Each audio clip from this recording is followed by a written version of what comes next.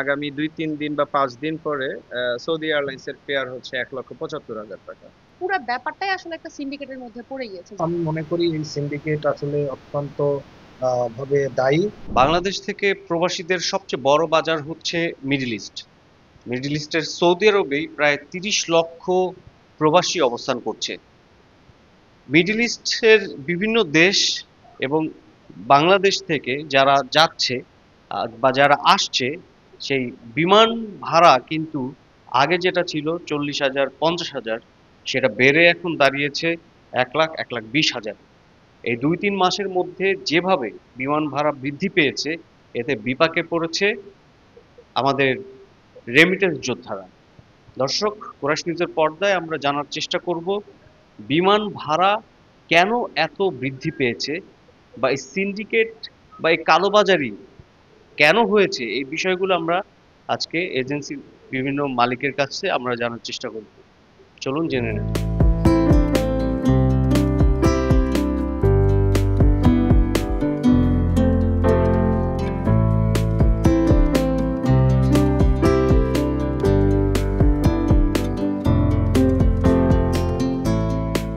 ভাই, এই যে মধ্যপ্রাচ্যে বিশেষ করে সৌদি আরবে যেতে গেলে টিকিটের মূল্য আগে ছিল যেমন 40-50 হাজার টাকা, সেটা বেড়ে এখন 1 লাখ 1,20,000 টাকা হয়ে গেছে। দ্বিগুণেরও বেশি সৌদি আরবে যেতে গিয়ে আর কি প্রবাসীদের গুনতে হচ্ছে আসলে। তো টিকিটের মূল্য বৃদ্ধিতে আসলে মানে কারা দায়ী, বা কি কারণে মূলত এই টিকিটের দাম বেড়ে গেছে, আপনি কি মনে করেন? সৌদি আরব আমাদের বাংলাদেশের একটা বিশাল শ্রমবাজার। এখানে সাধারণত নিম্ন মধ্যবিত্ত মধ্যবিত্ত যারা কর্মসংস্থানের জন্য যান। তো টিকিটের দাম বাড়ার কারণে আসলে যেমন আমরা ব্যবসায়ী ছোট ব্যবসায়ীরাও ক্ষতিগ্রস্ত, তেমনি যাত্রীরা তো আসলে অনেক ক্ষতিগ্রস্ত। সাধারণত আমার যতটুকু মনে করি এর পিছনে আসলে যারা বড় বড় অনেক ব্যবসায়ী তারা হয়তো সিন্ডিকেট করে এইটার দাম বাড়ার পিছনে একটা বিশাল কারণ। কারণ হচ্ছে আপনি দেখেন জাতীয় একটা রিপোর্টে ওই দিন দেখাইলো, আমি দেখলাম সংবাদে যে আপনার টিকিট বিভিন্ন নামে তারা বেনামে ক্রয় করার পরে তারা কিন্তু আসলে দেখাইতে পারতেছে না যে যাত্রী আসলে নির্দিষ্ট যাইতে আছে সৌদি আরবে। বিভিন্ন নামে দিয়ে তারা এই টিকিটগুলো বুকিং করে, বুকিং করার কারণে একটা কৃত্রিম সংকট দেখাবার পরে টিকিটের দাম যেটা মাত্র 40-50 হাজার টাকা, ওইটা 1,20,000 টাকা 30,000 টাকা পর্যন্ত সৌদি আরবের টিকিট আপনার দাম তারা নিয়ে নিতেছে। তো এর জন্য আমি মনে করি এই সিন্ডিকেট আসলে অত্যন্ত ভাবে দায়ী।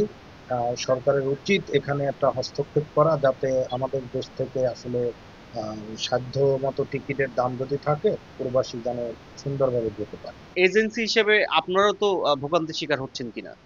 হ্যাঁ, অবশ্যই আমরা ভোগান্তির শিকার হচ্ছি বলতে, আমরা যেহেতু অনেক বছর ধরে আসলে টিকিটটা সেল করছি, তো পুরানো যে ক্লায়েন্ট তারা যখন আসে তারাও দেখছে আসলে, আহ, আমি যখন জানালাম যে টিকিটের প্রাইসটা কত, যারা আগে 50,000 টাকায় যেত বা 60,000 টাকায় যেত তাদেরকে আমরা টিকিটের প্রাইসটা জানাচ্ছি 1 লাখ টাকা। অনেক সময় দেখা যায় 1,20,30 এরকমও হয়ে থাকে।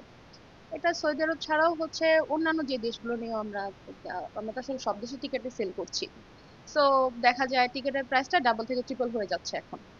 তো আমরা দেখছি আমরা টিকিটটা হচ্ছে আপনার ক্লায়েন্টের কাছে প্রপার যে দামটা আসলে দেওয়া উচিত, ন্যায্য যে দামটা, সেই দামে আমরা আসলে দিতে পারছি না। এটা ছাড়াও আর একটা ব্যাপার যেটা আছে সেটা হচ্ছে, এরকম অনেক আহ, মানুষ আছে যারা হচ্ছে টিকিটটা আগে নিয়ে বুকিং করেই হচ্ছে রেখে দিচ্ছে। ঠিক আছে? তো আমি আমার পোর্টাল থেকে দেখছি একটা টিকিটের দাম 50,000 টাকা, কিন্তু উনি কিন্তু সেল করছে ক্লায়েন্টের কাছে 25,000 টাকা বা 30,000 টাকায়। পুরা ব্যাপারটাই আসলে একটা সিন্ডিকেটের মধ্যে পড়ে গিয়েছে, যেটা আসলে আমরা গত কয়েকদিন ধরে এমন একটা অবস্থা, ক্লায়েন্টকে আমরা না পারছি হ্যাপি করতে, না আমরা আসলে আমাদের কাজ নিয়ে স্যাটিসফাইড।